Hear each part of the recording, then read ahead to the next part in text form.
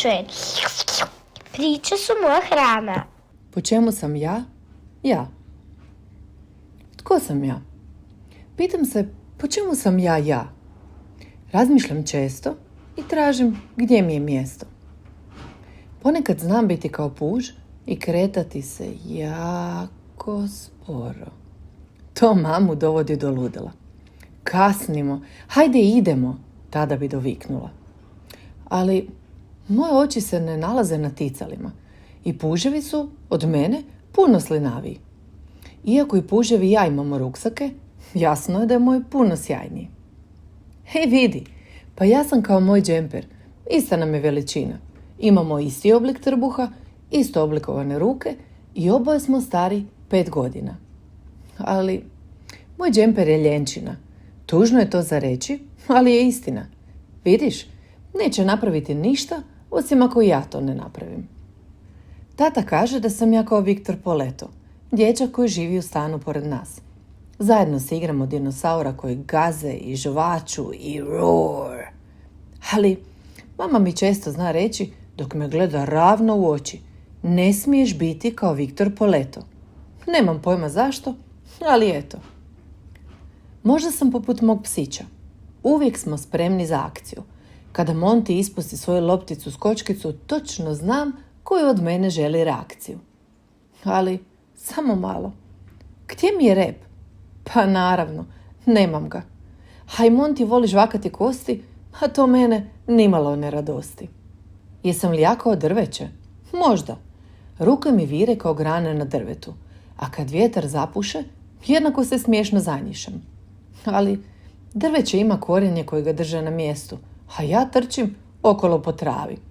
Iako tata mi ponekad zna reći da imam ptičje gnjezdo na glavi.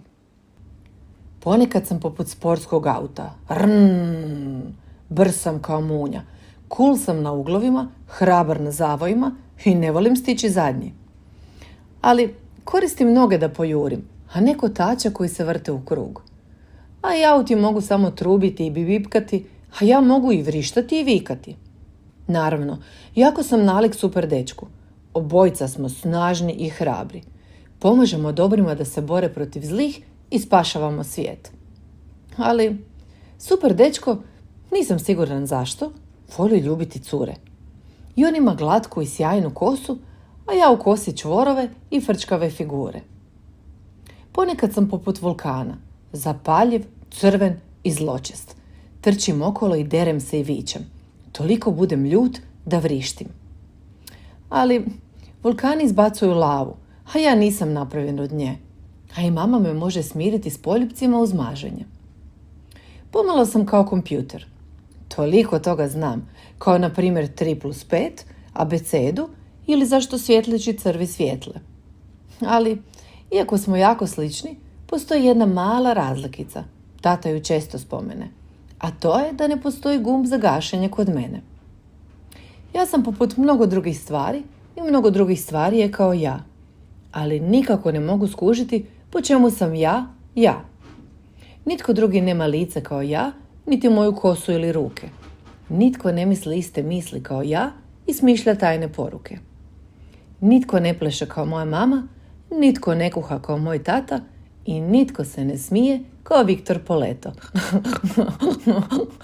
I to mi je drago.